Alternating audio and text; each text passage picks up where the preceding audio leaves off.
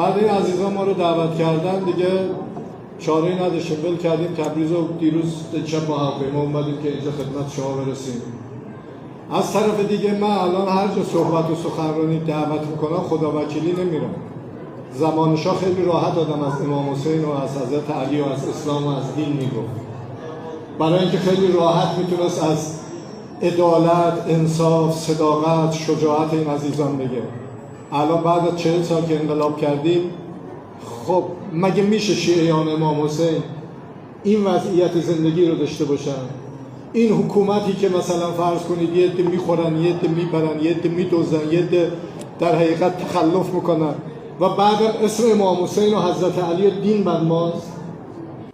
این برازنده جامعه ما نیست این وضعیت. حالا من بیشتر از این وقت شما عزیزان رو نمیگیرم. یکی عزیزانم میگفت که اون اتفاقی که برای اون